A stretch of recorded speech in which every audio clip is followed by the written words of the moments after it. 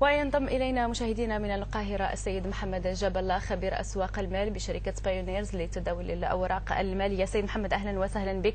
إذا نتحدث عن آخر ما قاله المركزي أو محافظ البنك المركزي المصري عن الطرح 40% من البنك العربي الأفريقي و20% من بنك القاهرة في البورصة قبل نهاية العام. هل نعتبر أن السوق وأيضا الوقت مناسب لهذا الطرح؟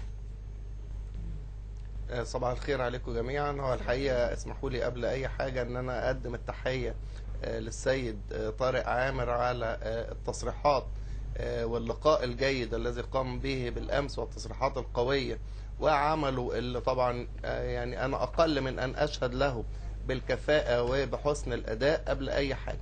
الحقيقة الطروحات اللي تنتظرها البورصة المصرية سواء 40% بالنسبة للبنك العربي الأفريقي أو 20% بالنسبة لبنك القاهرة يعيد بنا الأذهان إلى سنة 2004 وبداية الطروحات الكبيرة التي حدثت في البورصة المصرية أخرجتنا من حالة الركود الاقتصادي أو الركود في سوق المال في الفترة دي إلى حالة من أعوام البورصة الذهبية.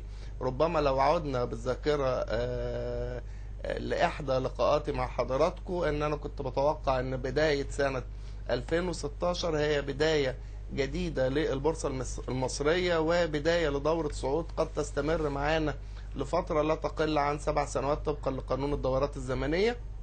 إن احنا أنهينا دورة هبوط كاملة في العام الماضي بنهاية عام 2015 وبنستعد للانطلاق أو بداية تكوين مراكز بالنسبة لطويل الأجل لفترة صعود إن شاء الله تستمر معانا 7 سنوات. فالحقيقة جاء تصريحات السيد طارق عامر له مني كل التحية بالأمس تأكيدا على أو بيثبت أن وجهة نظري كانت سليمة في السوق المصرية أن احنا بنستعد للطروحات. بالعكس أنا شايف أن الوقت مناسب جدا والسوق المصرية عادت إليه السيولة بقوة نتيجة تخفيض قيمة الجنيه الذي ربما له بعض الآثار الاجتماعية حتى أكون أمينا مع نفسي ومع السادة المشاهدين، ولكن كل الآثار الاجتماعية دي في الأجل القصير ستختفي تباعا بالنسبة للأجل المتوسط والطويل.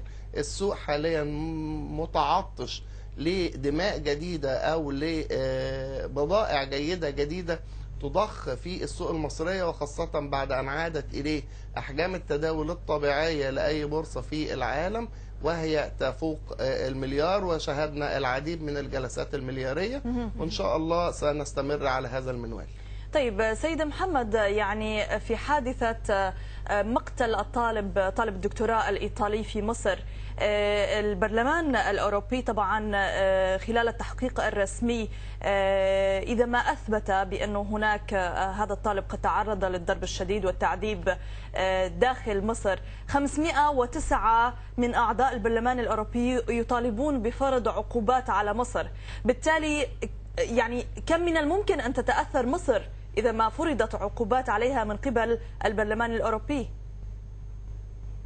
والله يعني أنا ما أعتقدش أن الأمور هتوصل لكده. يعني هو أعتقد أن الحادث ربما يشوب النوع الجنائي، وأعتقد أن أنا مش عايز أسبق الأحداث الحقيقة أو مش عايز أسبق التحريات، ولكن طبقا لتصريحات وزارة الداخلية ان الموضوع ده موضوع جنائي يحدث في اي منطقة في العالم.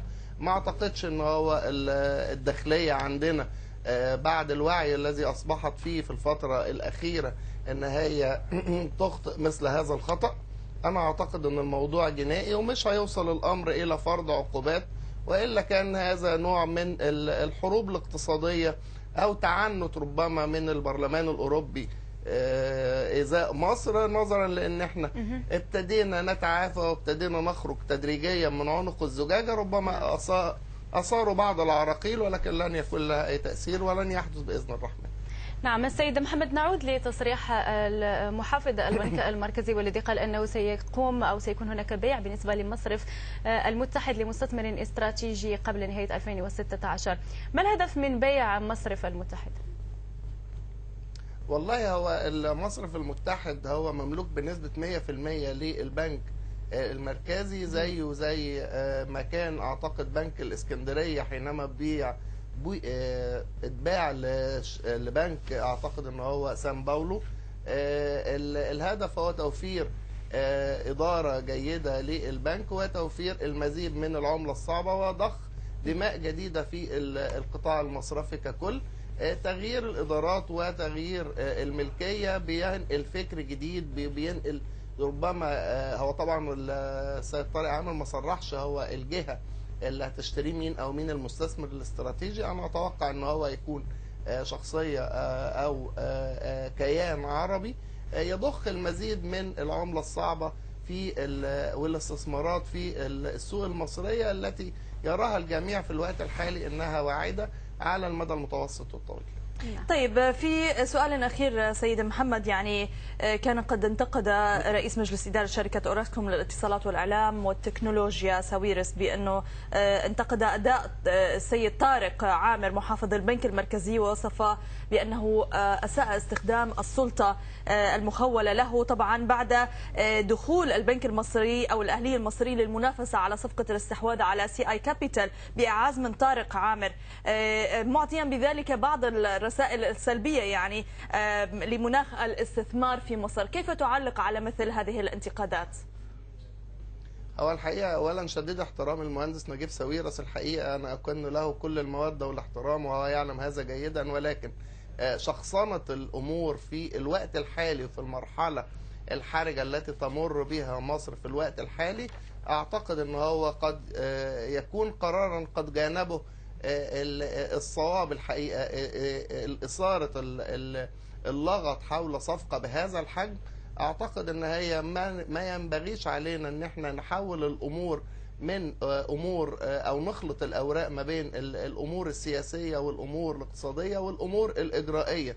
هو في آخر تصريح لي أو في آخر المقالة اللي نشرها قال طيب أنا همول الموضوع ذاتي، ولكن الموضوع حاليا معلق أو شبه معطل قليلا في الجهات الأمنية حتى يتم الحصول على باقي الموافقات، وأعتقد أن الصفقة ستمر وستسير في إجراءاتها الطبيعية وإن تأخرت بعض الوقت. ده التأخير القليل في الوقت ده ما يستدعيش أن احنا ندخل في مهاترات وترشق أو إلقاء التهم جزافا. احنا في مرحلة حرجة، المفروض ان احنا كلنا نتكاتف من اجل ان نعبر عنق الزجاجة، وان شاء الله سنعبرها شاء البعض ام ابى، ان شاء الله ستعبر مصر، وده طبقا لقواعد وقانون الدورات الزمنية لا دخل لأحد بها. نعم، ونحن نشكرك السيد محمد جبل خبير أسواق المال بشركة بايونيرز لتداول الأوراق المالية، كنت معنا مباشرة من القاهرة. شكرا على هذه